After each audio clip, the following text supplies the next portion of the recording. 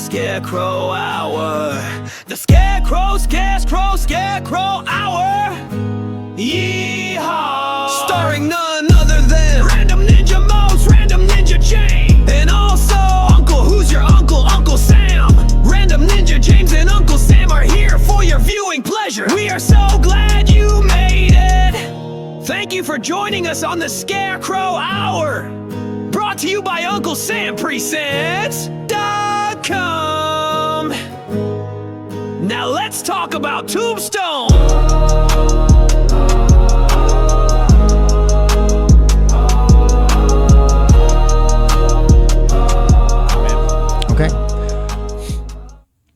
Hey, what's going on, everybody? It's Uncle Sam, and welcome to the Scarecrow Hour. Along with me, as always, is Random Ninja. What's up? How y'all doing?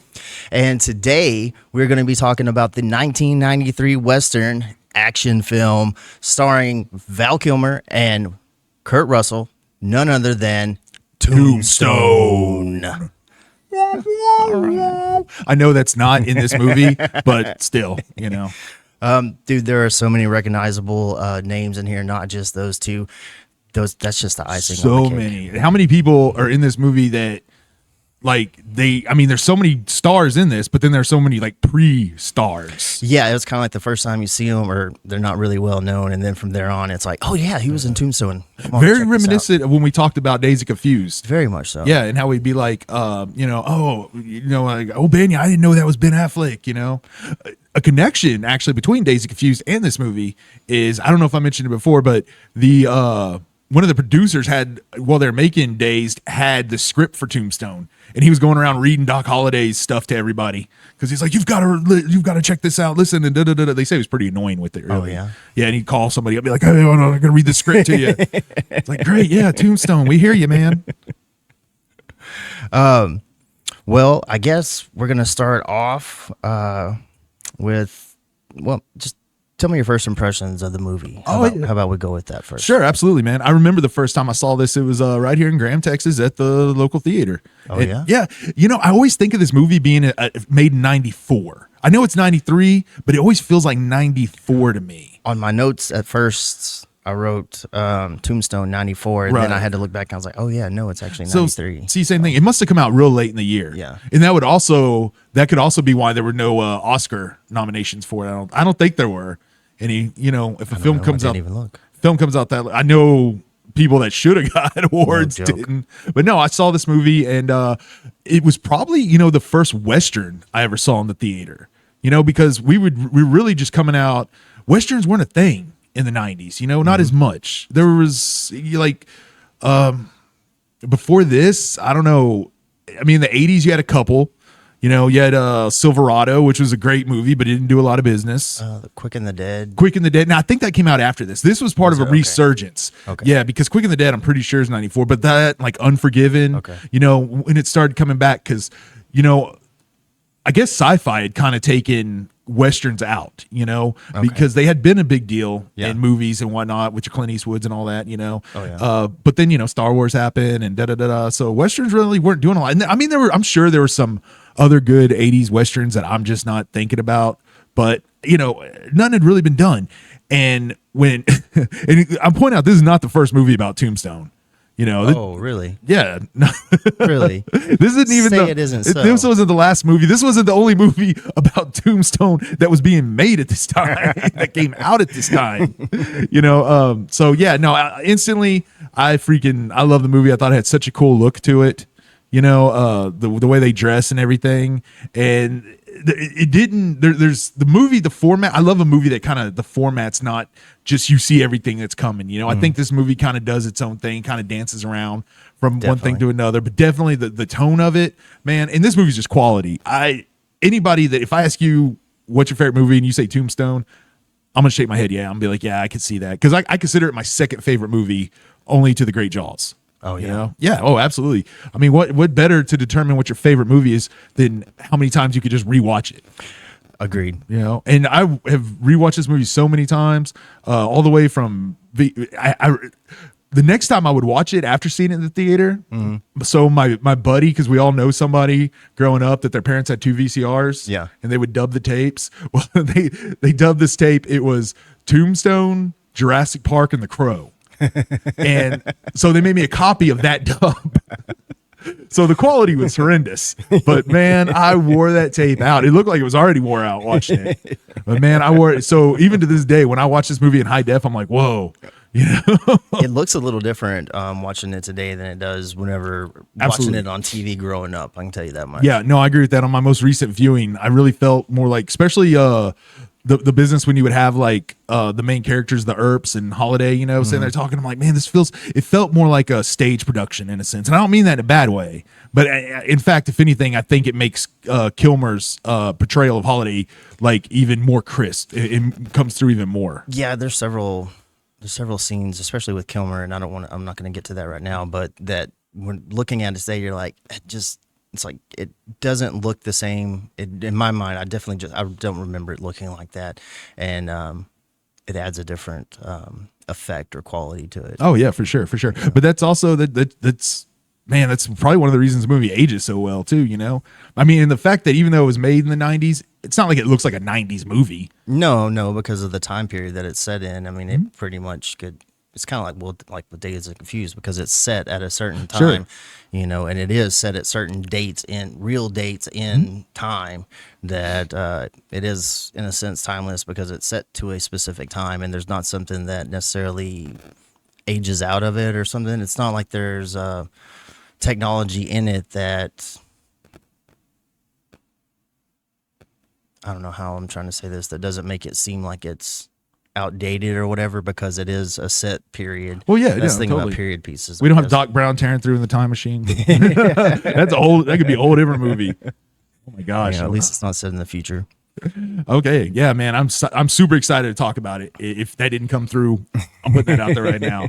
And I will say, being that we have both seen this movie so many times and we're gonna be talking about it, spoilers ahead. Oh yeah, definitely major spoilers. I was trying to think. I don't even know if I can remember the first time I actually saw it. It's one of those movies for me, being 5 years younger, that it seems like it was always on TV. Sure. Like, that's just how I remember seeing it, was on TV. And I honestly can't remember the first time I saw it. It's just one of those. I grew up with parents, or with my dad or my grandfathers watching Westerns all the time anyways. Yeah, sure, who didn't? And so I didn't even realize that it was a newer movie until I got a little bit older to recognize and know, just because it was on with the other Westerns that would be on or whatever. Obviously, it looks a little bit better than, some of the much older. It's definitely not in black and white, but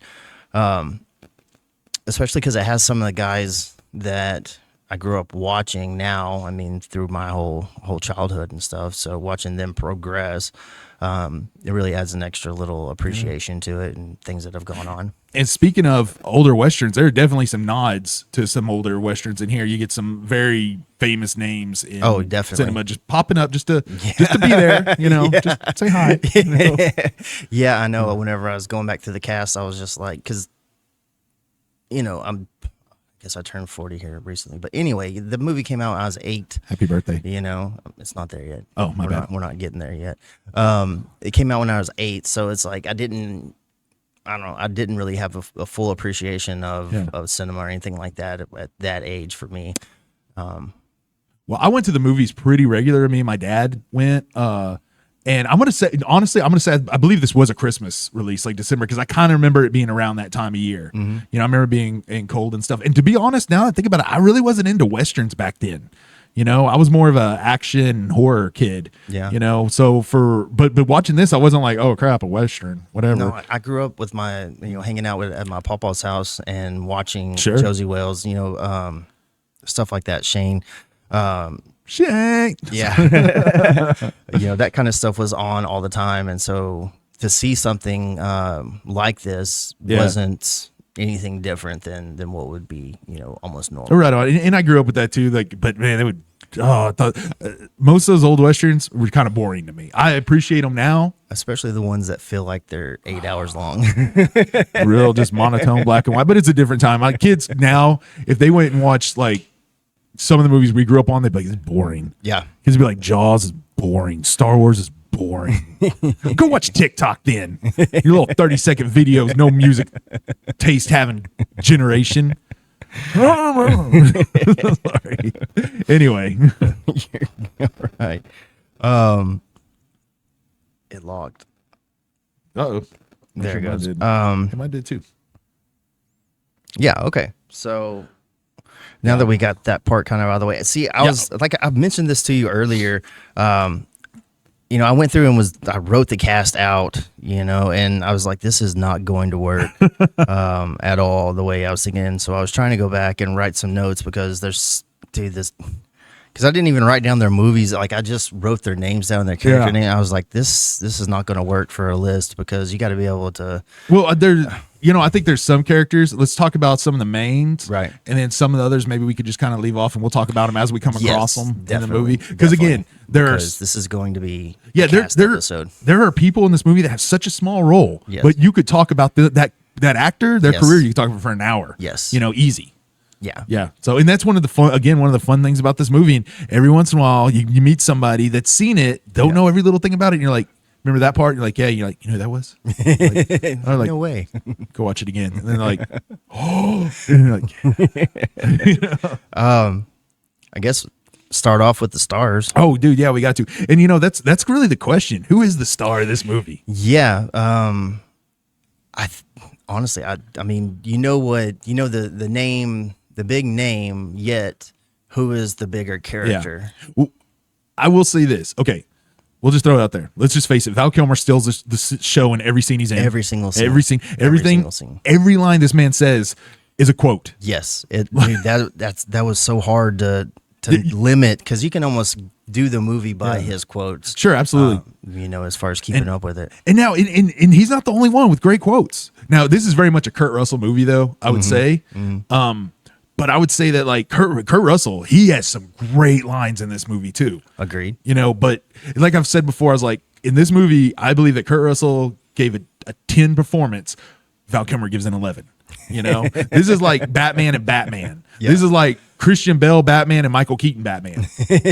Although Val Kilmer was Batman. Val Kilmer was Batman. Yeah, but he wasn't the best Batman. He was good. Yesterday, someone was asking me about my thoughts on some of these Batmans, and he was like, well, what about this Batman? And I was like, because we were talking about the Batman, and he was like, is he better than this Batman? I was like, which Batman? When I started listening, I started naming them off, and I was like, all these guys have been Batman just since I've been alive.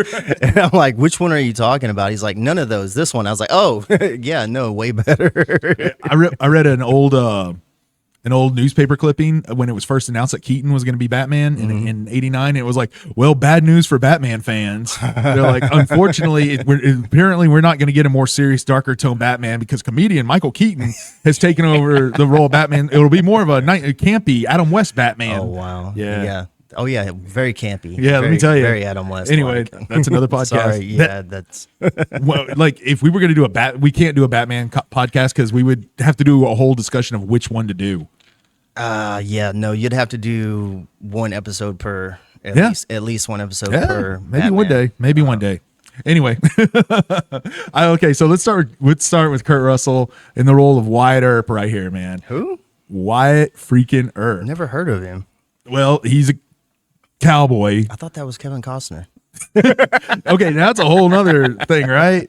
The fact that, and for anybody who doesn't know, I think everybody does know this, but this movie, it came out, I think about 6 months before, maybe 3 months, came out before a film called Wyatt Earp, Kevin Costner, Dennis Quaid playing Wyatt Earp. And I hear that is a good movie. I hear it's a really good movie. It's a good movie. But here's the problem. I own it. Yeah. Never watched it. Never seen it. I get about 20 minutes into it and I just want to watch Tombstone. That's how I'm like, I've seen it, but it wasn't until I I don't know. I didn't, like I said, once I got a little bit older and began to, well, once you understand Doc, or once you actually get old enough to understand him or recognize him, or I don't know, whatever it is, that you recognize that charisma, that it's like, I'm the same way. Anytime now that I've ever turned it on, I'm like, wait, this is the wrong one. And I'm like, no, Tombstone. Well, there was a time that was pretty standard practice in Hollywood. Like, oh, this studio's putting out this kind of movie. Well, let's hurry up and put one out first. Yeah. Like, I mean, you're talking about Dante's Peak, Volcano, Oh, and, Deep Impact. Deep Impact and what's that? my Whatever, gosh. Aerosmith. Armageddon. I started to remember. I was like, I'm just gonna Yeah. wait and see if he Yeah. gets it. Yeah. And not, I'm gonna sing more Aerosmith. Yeah, no, I could literally picture it Yeah. because I saw both of those in the theater. So really, Well, no, at the drive-in. Oh, Deep yeah. Impact was at the drive-in. I never did see it because I used to get kind of Yeah. frustrated with those whole Yeah. mockbusters or whatever, Yeah. the other one coming out, because I'm like, no, I'm gonna watch one. Yeah. I don't need to watch both. But I'm sure they're all good movies, all made some money or whatever. But no, Kurt Russell, dude, this guy, his career has been outstanding. I mean, it goes all the way back to like him doing Disney movies as a kid. He'll be in Gilligan's Island. Really? Yeah, he played Jungle Boy or something on one episode. He's a little kid running around. He did a movie. He had a scene with Elvis in a movie too. Oh, really? Yeah, it's really just crazy how far. Legend has it that Walt Disney's last words before he died was Kurt Russell. Really? Seriously, there's an urban legend. Now, I don't know if that's real or not. Some people say no, he wrote it down. I don't know, but they say I don't know. Kurt Russell. So did Walt write it or did he say it? I don't know. That's a good question. Anybody out there that knows Walt Disney, wherever he's at? I don't know if he's still around. He's not. He's dead. He's frozen. I was gonna say I think he's frozen. Yeah, he's right? frozen Yeah. in Space Mountain. Everybody knows that. Yeah, But so so strange. But Kurt Russell, he would do these Disney films, like the dumbest names ever, the Computer War Sneakers or whatever, and whatever. They're fun movies for that time. But then like he switched over to the comedy thing with I want to say the movie Used Cars was kind of his, and it was like an R-rated comedy. It was kind of his transition, which it's a fun movie if you've never seen it. He did some other stuff, but when I think of Kurt Russell, I also really start thinking about just his rogue gallery that he's played, like Snake Plissken. That's what I was about to go to. Yes, Escape sir. from New York, Escape from LA, stuff like that. Yes, exactly. And then like Stuntman Mike in Death Proof. Oh yeah. Great freaking movie. Like, gosh, there's just, I don't know. You start and then, there's also classics like Overboard, freaking just, when you start thinking about Kurt Russell, oh man, his work with John Carpenter, not just in The Escapes, but also Big Trouble in Little China. Oh yeah. Yeah. I mean, his work with, and then like, so his work with Carpenter and Tarantino alone is just, and that's like not even that early in his career. Well, I mean, the Carpenter stuff, but Well, yeah, because he was also in Hateful Eight. yes, he was. Oh my gosh, the Hangman John Ruth. Yeah, Such a good movie, though. such a good movie. I didn't like it first time I watched it. I didn't know how to feel about it. No, 'cause I was yeah. like, what the heck is going on here? Sure. I was kind of like that too. I was like, all right, I watched it, but then like I've got it. That's become one of those movies, especially like when it's cold or whatever. Yeah. I'll put that movie on, make some It stew. works. It works. Yeah, it works really well for a winter. Yeah, and I don't watch. care if you like stew or not. Watch that movie and see if you don't want a bowl of stew. I suggest it. We did that this summer one time. Me and my mother-in-law, we were watching it. She's like, I'm gonna make some stew. I'm like, yeah. And she did, but it was so hot. And then I ate this big bowl of hot stew. Then I had to go outside and do stuff. I thought I was gonna have a heat stroke, bro. It's 108 degrees Yeah, and I'm outside. so warm on the inside. Bad idea. It was good. Don't get me wrong, but I was like, yep. Yeah, that's one thing I like about winter is I can make a good stew. Man, I love me some wintertime. But I was gonna say though with Russell, you haven't seen Monarch, Legend of the Monster. Legacy of the no, I Monster. wish. That's I one of forgot those- it exists. Yeah, that's one of those where you have Kurt and you have Wyatt Russell. Really? Both in it, I like Wyatt Russell. both playing the same character. Oh, like Two different times. now that's very cool. Yes, very the cool. younger and the older, and that's cool. That's awesome. That's just I don't know. I like Wyatt Russell also, but to see them two playing, literally the same character. Just, No, that's dope. I was like, It's- that's how you do it. I mean, that's well done. In Big Bang Theory, Sheldon's mom played by, I forget her name, but she was Aunt Jackie on Roseanne. Yeah, you know? yeah. Well, when they did, Laurie Metcalf. Or, yeah. When they did Young Sheldon, the woman they got to play the young version of her, Yeah. it blew my mind how much it looked like her, and then it made a lot of sense when I found out it was her daughter. her daughter, It's her yeah. daughter. Yeah, and I was like, Dad, gum. I was like, Well done. It's like, Well done. So I'm definitely for that. You know, just like Ice Cube's son playing him in the you know, movie. Eazy-E's son auditioned for that to play Easy, but he ain't no actor, and you really needed an actor for that. But Well, anyway. O'Shea Jackson Jr.'s done. I like him. Yeah, I like what him he's too. done. Like to see him in some more stuff. Have you seen the Den of Thieves movies? No, I want to. I started one. I started the first one. There's 2 movies Right. with him in it right there. That's, Yeah. What I want to see him do, I want to see them make like Straight Outta Compton 2 and just like have him do Ice Cube's whole career. You know, like him go make Friday and All do right. that until he catches up with it, kind of like Young Rock or something. Anyway, I think we might be getting Anyway, off. sorry. Yeah. That's just Kurt Russell. Yeah, and I was going to mention Guardians of the Galaxy, but there's someone else later on that also will. I'll bring that up. See, Kurt still getting that Disney money. Yeah. Still getting that And Disney ego. money. And now this is going to be a hard one to go to limit on. We just lost him just recently, so none other than Mr. Val Kilmer. Yes. Yeah. One of the greats, man. And if you haven't, well, what you need to do is after you finish this video, you need to go check out our What We're Watching Wednesday. That is strictly in honor of Mr. Kilmer. Yep. Okay, we have a lot of respect for Val Kilmer, Absolutely. and you know, we just had to do our little part to recognize and Yeah, because like if you are not a fan, if you don't appreciate Val Kilmer, I don't know what to tell you. You know, you can not like his stuff, but you got to appreciate him. agreed. Yeah, and like his dad. I mean, because this isn't his only iconic role. You know what I Not mean? at all. Let's talk about Jim Morrison and The Doors. You know, that role that he did. I hate to break it to you, but I've never seen that movie. Really? Well, dude, if Oliver Stone was a better director, I would tell you need to see it. But everybody knows I find Oliver Stone freaking Pretentious. pretentious indeed, I sir. know, I've heard it. I've Yeah, heard you he's put out some good stuff. He's I've got heard you call him pretentious so many times He over is. the We last don't- 20 years. We don't need what he does. Like what he did to Natural Born Killers, he doesn't need all. Anyway, I digress. Right there, somebody just unfollowed us. But no, you don't do this all over Stone. Is he so good though? I mean, is he? You know, but no, like The Doors. One thing that he did in that, which again, his performance is the whole reason to watch that movie. You know, Yeah, I've been meaning to. I don't know why. It's not for not wanting to look. I don't know. he worked with Paul Rothschild, which was the producer of The Doors back in the day. Now, anybody knows me knows I know some big Doors. I fan. know. So he went and worked with them in the studio, and he wanted to re-record all these songs and stuff. And he recorded them, and this is cool. And then he played them for Oliver Stone and for The Doors, the surviving Doors members. Yeah. They played back-to-back Val's, and then they'd play Jim's. And nobody could tell the difference in them. Like they couldn't. In fact, when they were recording one of the songs, Paul Rothschild was like, "Hey, let's do this song again." And you know, he stayed in character of Jim Morrison the whole time making that. People had to call him Jim and act like Jim. And he was like, "No, Paul, I'm not going to do that song again." He's like, "No, you need to do this part." He's like, "No." He's like, "That's the worst song I ever wrote, and I hate that you recorded it and stuff, and I'm not doing it again." And Paul Rothschild was like, "Val, stop." You know, he was like, "You have to stop now." And he's like, and he left. Paul Rothschild left. And he was like, Val was like, "Okay, I crossed the line and I Right. insulted the man." So he went to him. He's like, "Hey, look, I apologize for that. If I went too far." He's like, "No." He's like, "That is the exact same thing Jim said." He's like, when he recorded that song, he hated that song. And he's like, and he would never perform it live and didn't want to redo it again. He's What like, song was it? They wouldn't say. Val wouldn't say. He goes, "You might love this song." He's like, even though it is trash. You know? And then something like that happened again because in the original recording of The Doors, "This Is the End," you know, the end. Like Jim did 2 takes of it because he messed up in the first time. And again, this is all from Paul Rothschild, the only other person that was there. So when Val had to do 2 takes, and then Paul told him, he's like, "We did 2 takes with Jim because Jim messed up in 2 parts." He's like, "You messed up in the exact same 2 parts."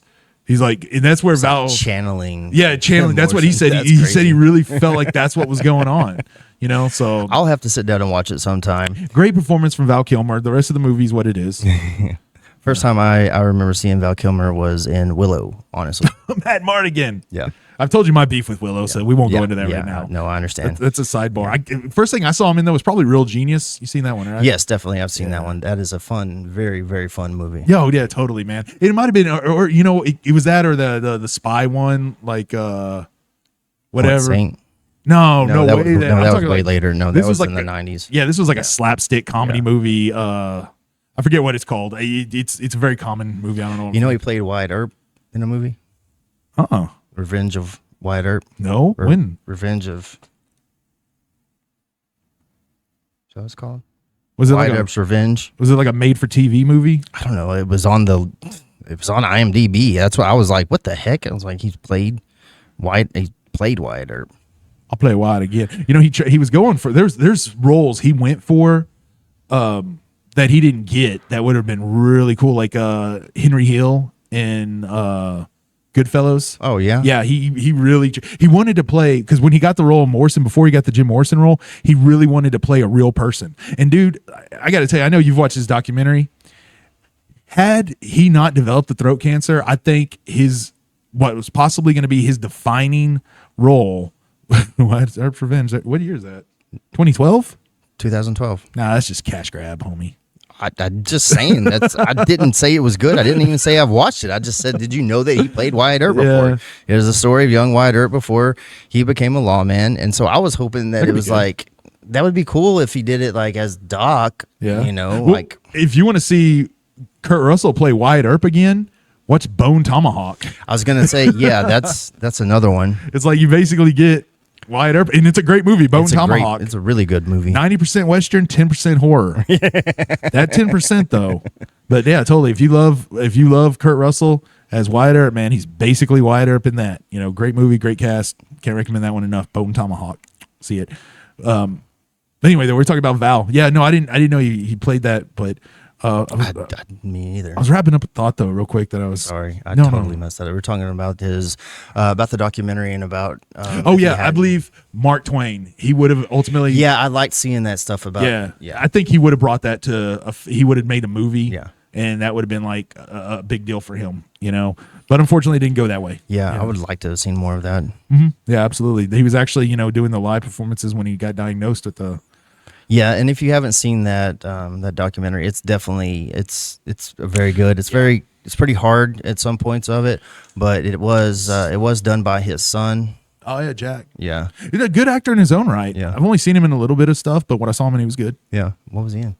A movie called Lords of Chaos about this. Oh, you told me about it. Yeah, he plays a guy named Dead. Okay. He's a death metal singer. Death metal. Yeah, it's more like that high pitched Norwegian death metal, like black metal. Yeah. Anyway, so Val Kilmer, can't talk enough about Val Kilmer. You know, I mean, he done Batman. So what do you do? But yeah, this has got to be, even with all his great performances, though, Doc Holliday's got to be at the top of his list. Without a doubt. Like I said, this is Doc Holliday. It's hard. Like, you can almost, not saying that to do this, but you can almost kind of be not thinking about the movie so much, or just waiting until his next scene, or anytime that he starts to speak, you're just like, it pulls your attention in. Even if you start to drift away. Like, even last night, when I'm making notes, like, I could let some of it play a little bit until it came to his dialogue. I'd be like, hold on, pause, hold up. I got to get ready for it. You know what? I did the similar thing on this viewing, but I do it with any of the iconic parts. You know, like, I'll be sitting there and then Kurt Russell get into a line. I'm like, stop and look at it. And I do that anytime. I'll have the movie on in the background doing dishes or whatever. Oh, turn around. Because it's still worth it. It never gets old. You never get tired of it. It's just quality on top of quality. Dadgummit.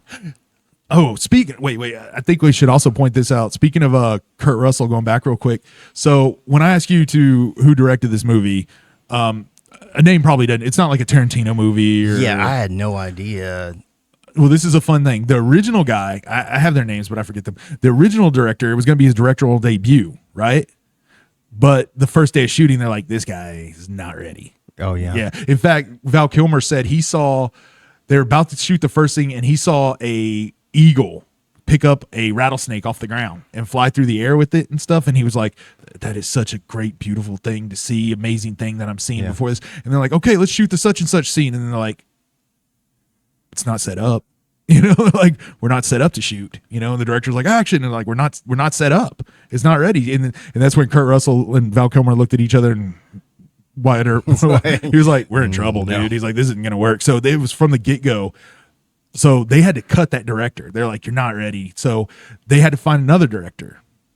It was, I think it was almost Sylvester Stallone for a minute, and there's a reason to that, and I'll get that connection. There's a Sylvester Stallone connection to Tombstone. But anyway, so they brought in this other director, this Italian director, and the truth of it is, they said, Matos. yeah, this director was basically a guy they paid to sit in the chair. That's what I was about to ask. Yeah, while Kurt Russell directed the movie. They said, truthfully, Kurt Russell is the real director of Tombstone. I could see that. And he even said that he would not tell anybody that until that director had passed away. He's like, as long as you're living, I'll never tell anybody that it was me. But it did happen. Now, some people like Michael Biehn, who we'll get to, he said he was never personally directed by Kurt Russell, because they asked him, was Kurt Russell the real director? He's like, well, he never directed me. Yeah. You know, but I think a lot of this was you had so many pros, you know, that it was probably like Kurt Russell was probably just kind of like, hey, I'll be in this position, but everybody do your job. Right. You know, which is the best stuff, you know, if you can just do that. And I bet more movies would be better if they let people do that, you know. A little bit looser on it. Yeah, but I mean, if everybody could put their egos aside, you know, because at this point, you know, you don't want Kurt Russell and Val Kilmer butting heads over who gets the more lines or whatever. But then again, lines are so good, you know, they're so good. It's just good writing. Okay, let's try to hit a couple of the brothers. Oh yeah, the Earp brothers. You know, there was actually like 9 Earp brothers. Really? They cut a lot of them out of this because they didn't do as much. Yeah. You know, so they just focused on these. And the reason though, like, I was just gonna say the reason Wyatt Earp is really at the forefront of all this is because late in his life, Wyatt Earp moved to Hollywood, and started telling his story to everybody. So I mean, it could just as easily been Virgil that did it, because Virgil was the marshal in Tombstone. You'd think, why isn't he more the focal point? It's like, well, because it's Wyatt Earp, telling us the story. Gotcha. Okay, well that makes sense. But yeah, the brothers. You got it. Go ahead and start with Virgil. Virgil, man. Freaking Sam Elliott. Sam Elliott, the man that was born 70 with a mustache.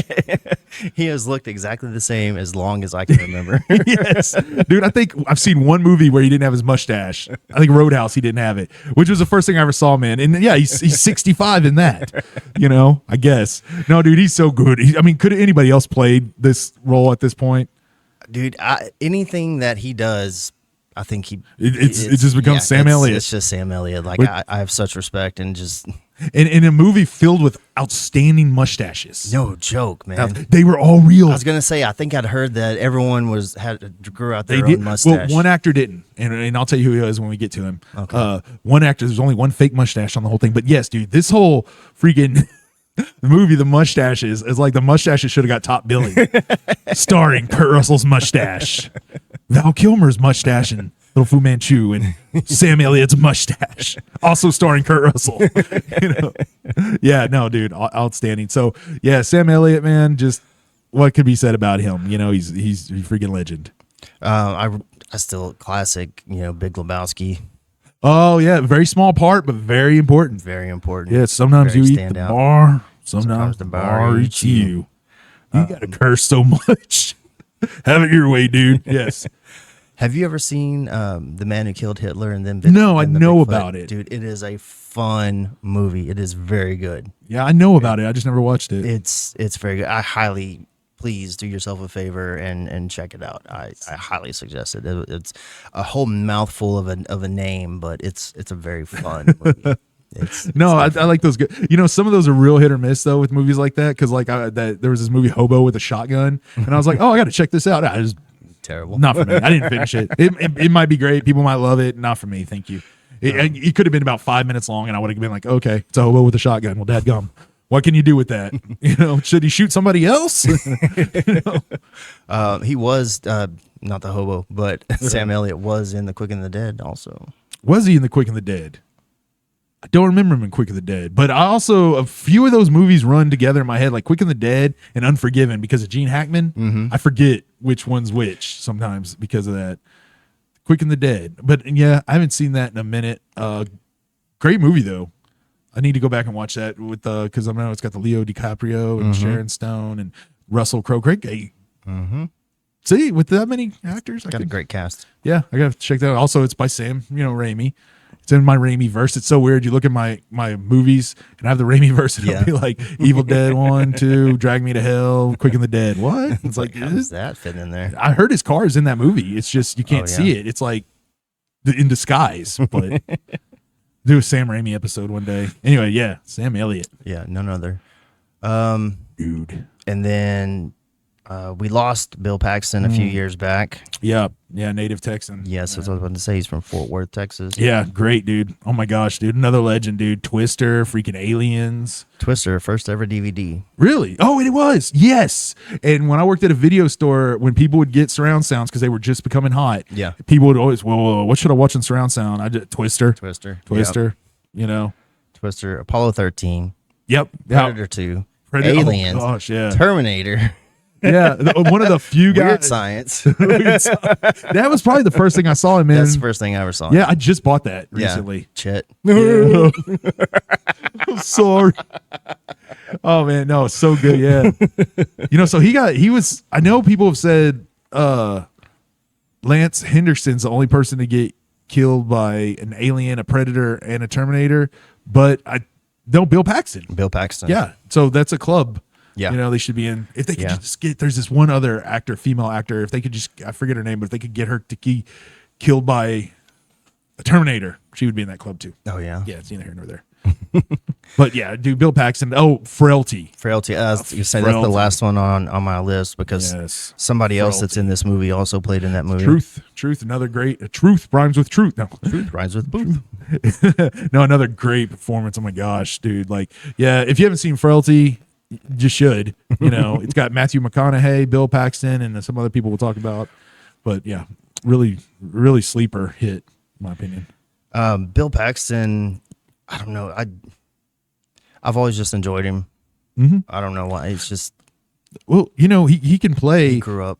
He can play and still just being Bill Paxton. He can be the serious, got his stuff together like he was in, Twister, or he could be that freaking nutcase kind of wild card like he was in Predator and Aliens. He plays like, that's a good character because he's scared. Oh, game over, man. Game over. Oh, he's all freaking out. Like, chill out and all that. But then he goes down fighting. You know what I mean? Spoiler alert, Aliens. Most everybody dies, but like he goes down fighting, like not scared. Like, I love that kind of stuff. I love a good arc like that, So yeah, great and everything, man. I'm sure there's more stuff I'm just not thinking about right now. Yeah, he's just one of those actors that was in so many things as I was growing up. And he's really great in this too, as the third brother, because Morgan. as Morgan, because, and we'll talk more about that, but like again, you have pros in this movie. So there's times where a guy doesn't get a line, where somebody else is saying his line, but you can look over at him and the way he's just reacting to it. You're like, it puts him in the there's several scene. times where he just, the reaction is worth it. It puts him enough. in the scene. It makes him a part of it. And it doesn't.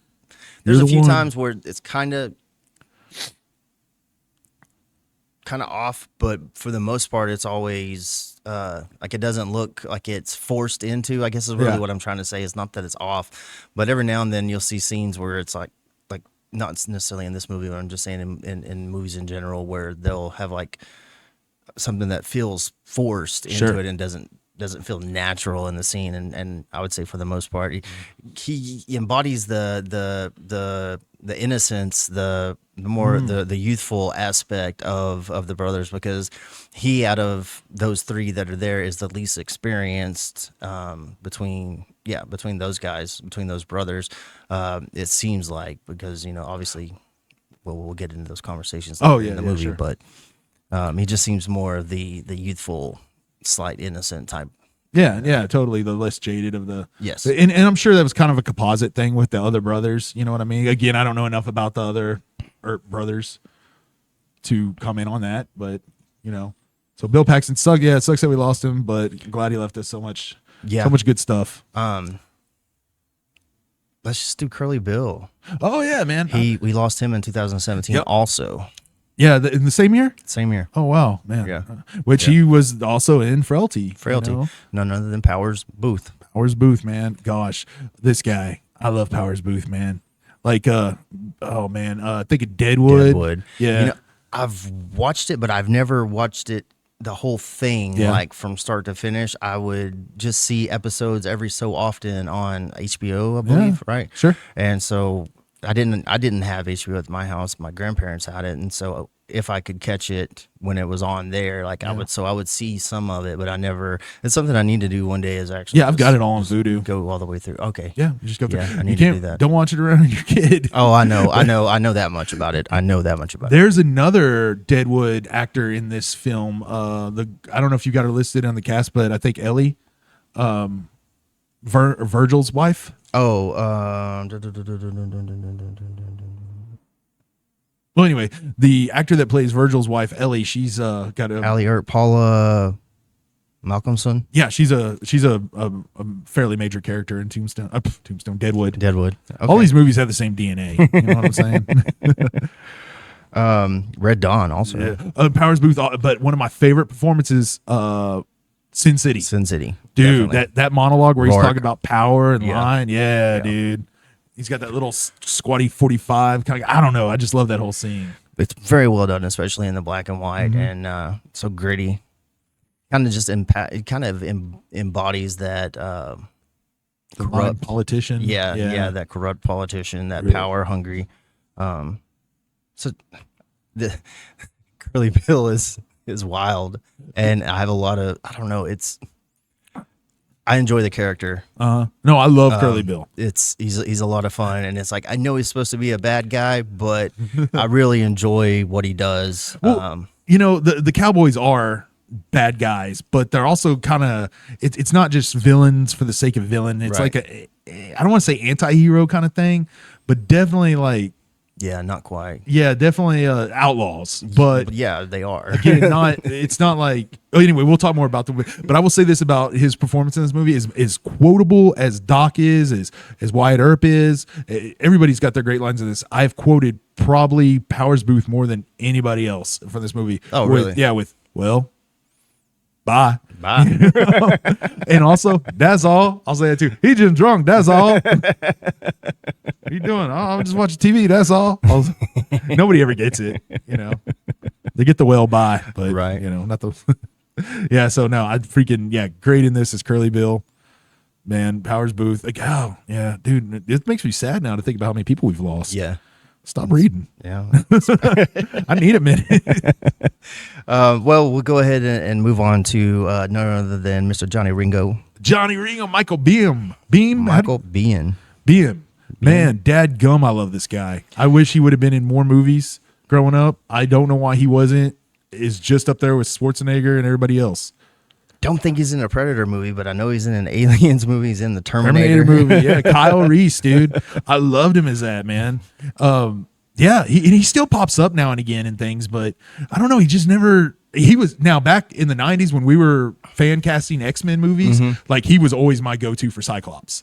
I could see that. Yeah, I thought he was just born to play Cyclops. I could see that.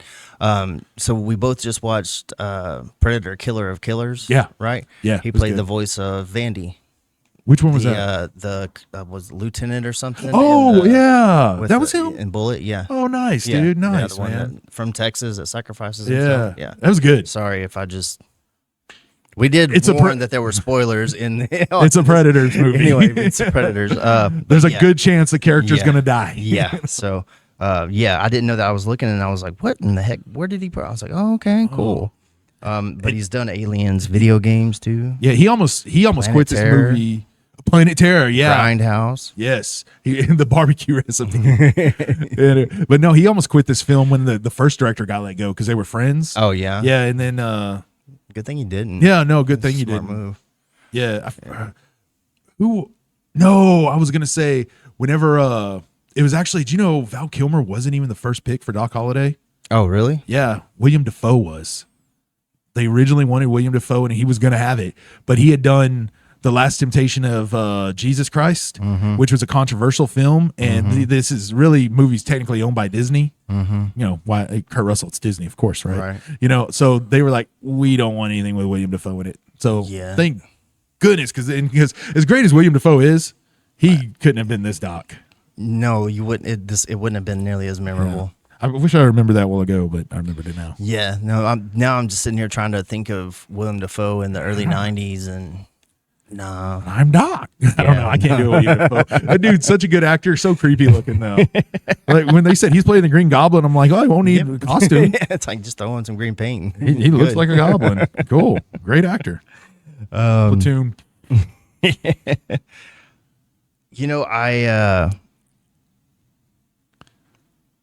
well, do you want to you want to do the Clanton brothers first? Yeah. Let's talk about them. Ike and them. Because I started running out. Like I said, I did this part, and I got 4 more people left on this particular list of stuff that I actually looked in a little bit more. The rest of it I'll just let you lead more on. No, right on. Well, I mean, I definitely want to talk about Ike Clanton. I said that right? Stephen Lang. Stephen Lang. Oh gosh, this guy plays the best spineless, cowardly piece of crap ever. Ike, if you count how many times he grovels throughout this movie, like that's like he'll say a line, it seems like, and then go to groveling. Right. Yeah, exactly. Don't you? I'm gonna talk ish, and then I'm gonna cry. Oh, and we'll talk some of those scenes. Fun fact about this: you want to talk about some method acting for this character, Stephen Lang? The whole time they're making this movie, 3-4 months, only drank tequila. Oh, really? He was drunk on that all the time. He's drunk. After they got done with the movie, he spent some time in the hospital. Holy crap! Yeah, but he said it was just wanted to do it, you know. And people were like, "Yeah, I never saw Stephen Lang drink anything but tequila when we were making this, you know." And yeah, he messed his stomach up pretty good. I think. Yeah. But so when he looks drunk, but still good performance, man. You know, law don't go around here. Law dog. Yeah, law dog. That's good. Let him go. I love it. I love this character. You hate him so much, dude. You hate him. He's so easy to hate. I was watching this movie, 13 years old, going, I hate this guy. What a wimp. Dad, did you see this guy? Like, go get your spine, Ike. Somebody shoot him already, man. The whole time you're waiting for him to die. Now, spoiler alert, he doesn't die. No, the one guy you would really love to see die, but it's almost like and we'll talk to that, but he's like, the fact that he doesn't die is almost like, you're not worth it. I go live, be a coward for pretty the rest much, of your time. right? You're not even worth a bullet. Yeah, no. Freaking, yeah. It's like, let him live with it. And then I'll take Ike Clanton and then compare him to I don't remember how to pronounce the name in Avatar. Yeah, he plays did you ever see it? I watched it. I'm not into Avatar. Okay, I'm not. He's the army bad guy. Okay, like it's trying to get the unobtainium, the thing they can't obtain, the unobtainium. Sure. Okay. But for anybody else that has seen it, to compare him from those two characters, because he plays like a legit, like hardcore bad A, all buffed up, and it's a complete 180 from the Ike character. Dude, is all I'm trying to say. I never recognized him as Stephen Lang. Like, and I don't know when I did that. I was like, because without the hair and because I could swear one time I saw a movie with Stephen Lang in it. And it was like one of those like late night HBO kind of movies, you know, RR. And I'm sure it was Stephen Lang. I'm sure it looked just like him. I don't know. Not that I watch that kind of stuff, but you know, I was flipping through channels and I was looking into his movies like, what was that movie? Because it didn't seem like a movie he'd be in. Yeah. And maybe I guess it wasn't him. But so I was reading the movies and then I was like, Tombstone. I was like, who did he play in Ike? He played Ike. And then it made me love the character even more. Yeah, that's one of those characters that you just love to hate. You know, and he's so good though too in it. Law, that character, dude. Law, don't go around here, Law dog. Nope, he'll do it. He'll kill me. Okay. Billy. Speaking of Billy. Oh yeah, wait. THC. Oh yeah, freaking Lowell. Yeah, Lowell Hightower or whatever. Lowell Mathers. My bad. Lowell Mathers. That's what I remember him from growing up. Yes, sir. Mathers. None other than Thomas Hayden Church. THC, man. What about him as Billy though? What's his name? Billy? I don't know everybody's. Yeah, it's Billy Clanton. Okay. Yeah, because whenever that part where he's like, he'll come in. Yeah. He goes, Billy, no, Billy. Right. Well, because there's another Billy. Yeah. There's two different ones. Billy Nilly. Yeah. Silly Billy, sister boy. There's that one, and then there's So. Yeah, no. So it was really cool. This was probably the first thing outside of Wings that I saw him in. Yes. So it was cool to see him playing something else, and that's why he left Wings, because he just didn't want to be Lowell anymore. He didn't want to be the. They really messed up with that because they replaced him with a Lowell-like character. Oh, really? Yeah, it was just kind of a I don't meat. remember. It's been so long since. It's not the guy they Buzz or something like that. His name. He's kind of like, I think he's a military guy, but he's a bonehead. Oh, okay. So it's like nothing against him. The actor, the performance is just trying to step into the shoes that don't really fit. right. They should have just made the character a lot different. Yeah. If they're gonna do that, but that's Wings. You want to do an episode on Wings? I'll do one. I love Wings, dude. It's bro. been so long since I've seen Wings. Like I got them all I on DVD. vaguely remember. I just remember it being on like USA or something all the time. Sure.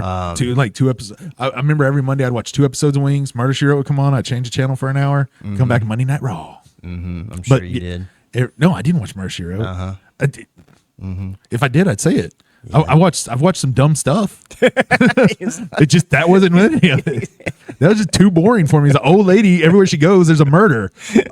Suspect number 1 right there.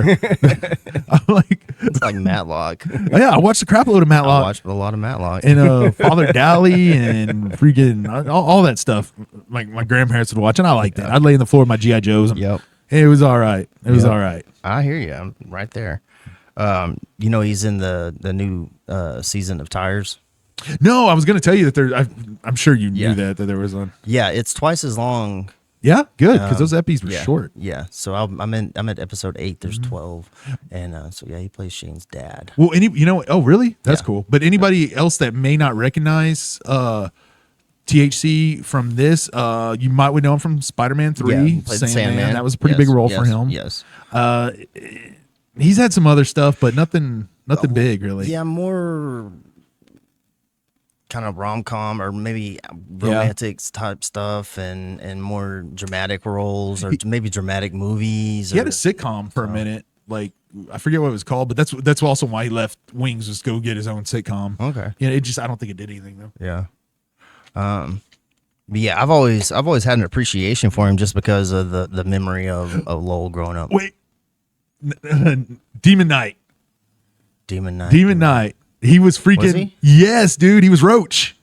My nipples are smoking. I haven't seen that in so bro, long, you dude. gotta go back I haven't and- seen that since I borrowed it from you. Oh wow. Yeah. Oh yeah, dude. Look, if you're looking for something like that, because there's another actor in this movie that is so good in that. But no, he was great in that. He's like all this end of the world stuff. So what? I got hemorrhoids. Thank you, Mr. Roach. Yeah. No, yeah, totally. That was something that I was just like, oh my gosh, Lowell, what are you doing? You're the bad guy. Let's see. You want to do Mr. Hooker? Oh yeah. You know? Rooker? Oh, Hooker. Hooker. Which one's he? I was thinking Rooker. Well, I mean, there is Michael Rooker, or we can Rooker. talk about. Well, we'll get to we him. can talk about Henry Hooker, Which one was he? Mr. Heston. Mr. Oh, Charlton yeah, Heston. Charlton Heston. No, yeah, see, I was thinking yeah, because he comes in later in the film. But yes, Yeah, he's in the back part of it. yeah, I forget that. Yeah. For some reason, I was thinking he was at the beginning, but no, yeah, Yeah, Charlton no. Heston, man, Yeah. a name amongst names, Not that I'm a big Charlton Heston fan by any means. Like, I always liked Planet of the Apes growing up. sure, And so, like, that's really what I like. I know, obviously, like Ben-Hur and what Ten was it? Commandments, yeah, right? 10 Commandments and that stuff. But what I liked him for was Planet of the Apes. Is what I kind of knew. Taylor, That or and, Tyler, yeah, Taylor. We loved Taylor. Yeah, that and Beneath the Planet of the Apes. Yeah, he's in it So, for like 5 yeah, minutes. Yeah. So, but yeah, he shows up in this for several little scenes. Oh yeah, it's more or less a glorified cameo. Yeah. But still, it's Charlton Heston. Yeah. man. That's gonna show you right, like favors. You know what I mean? Well, and then another big name from back in the day, Well, you- Buck Taylor. Buck Taylor. I was gonna mention Buck Taylor. Yes, dude, Yes. absolutely, man. Was From, he Creek? Turkey Creek? Jack Johnson. Yeah, he played Johnson. Yeah, Creek Jack Johnson. Johnson. Yeah, he Yes, he lives in Fort Worth, dude. He does art and stuff these days. But yeah, dude, Gunsmoke, Yes. you know. I never really watched Gunsmoke, but I remember I think it's Matt Dillon. my mom's dad that really just always watched Gunsmoke and stuff. So I was a rifleman kid. yeah. I love the Rifleman, even though every episode was the same. It ended with whatever, you know. But like, yeah, no, dude. He, like I said, him and the other actor, I forget his name. That they're Peter Shirayako. yes. Okay, interesting fact about him. Bone Tomahawk. He's in Bone Tomahawk. Apparently, that's what it says. Well, he one of his jobs, that dude is It's just what the list says.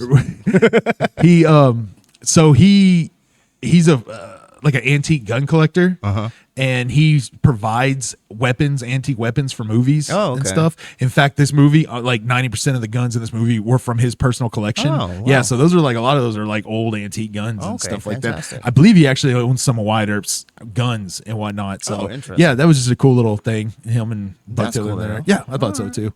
Well, like I didn't really recognize. I didn't know who Buck Taylor was until I looked into who he Sure. was. He who still the pops char- up and stuff. you know. But it's kind of one of those deals. Whenever you get introduced to these two men, it's like there's got to be something more to. They're not just some random actors. That's kind of how it feels. because they do get the spotlight for a moment, but Yes. not enough that they're so important to the story. Exactly, but you know that they are an important Yeah. part, or Well- in some way, there's importance there. Kind of like with Charlton Heston in there, Mm-hmm. like you know that guy's somebody, you know, or that part wouldn't even exist like that. That scene Right. wouldn't be like that. It wouldn't you even know? matter so much.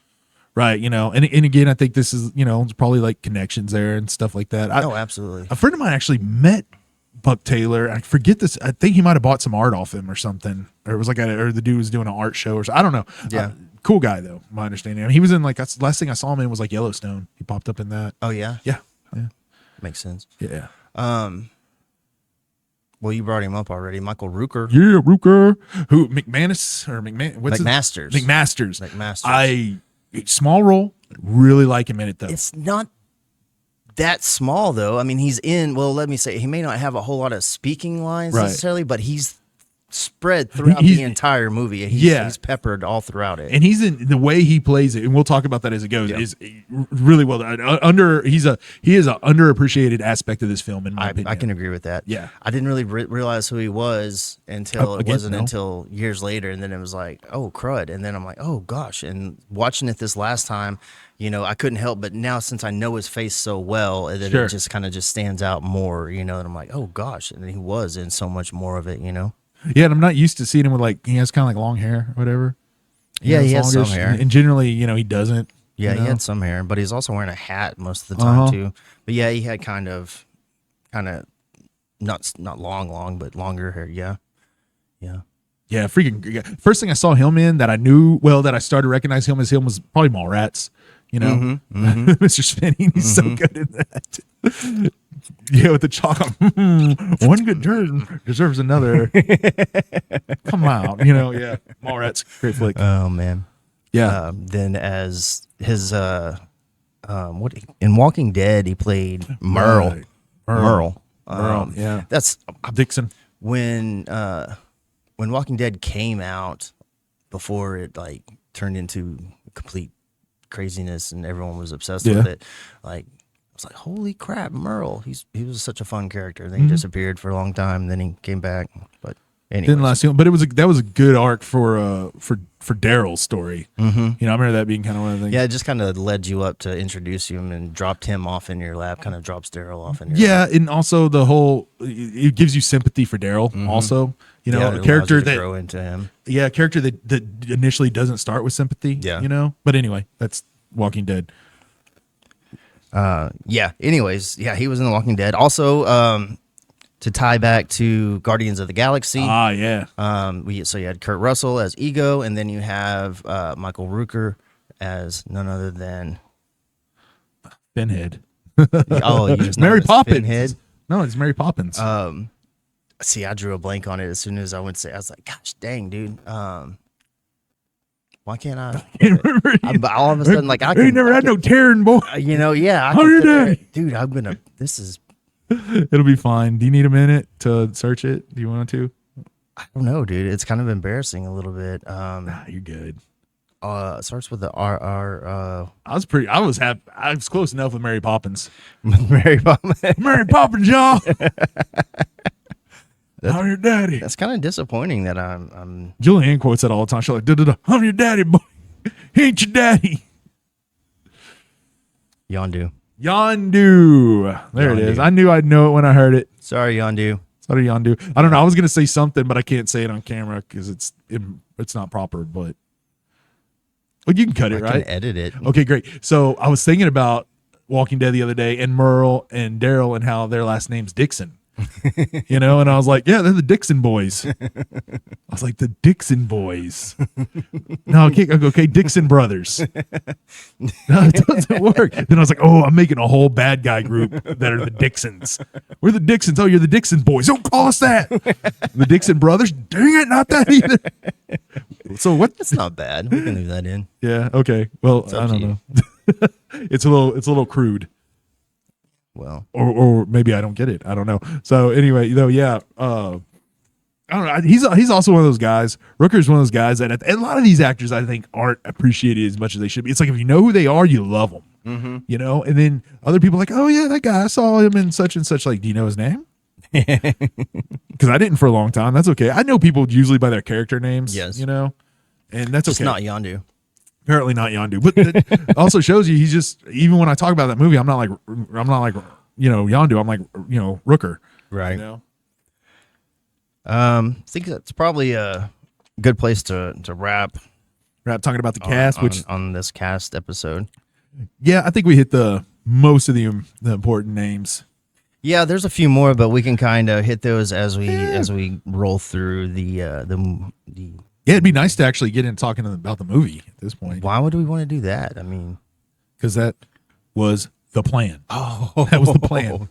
Well, that was before we spent 3 hours waiting for everything to load. Yeah. Technical difficulties, man. That's our trademark. Always. But it's never the same thing twice. Never the same thing twice. Okay, so let's we'll wrap this one up, and that's part one of our Tombstone conversation. Tombstone.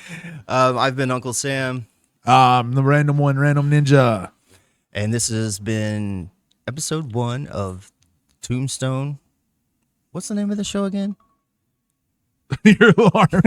Scarecrow Hour, baby. Scarecrow Hour. All right. Get ready for episode 2 where we actually talk about the movie. Yeah, so in 1 week, check out this second episode. Or if you're a week behind, then check it out right now. Yeah. If this episode's over, you can check out the next one. If you're in the future and you just started checking this out, watch them all back to back. That's pretty cool. If you're in the past, find Doc Brown. That's all I'm going to say. That's it. All right, we're done. That's it. Copyright 2025 Uncle Sam. You can say Uncle Sam Uncle Sam presents the Scarecrow Hour. Welcome to the Scarecrow. Scarecrow Hour. Check out the Random, the most random ninja. Uncle, who's your uncle? The Scarecrow Hour, brought to you by Uncle Sam. This is the Scarecrow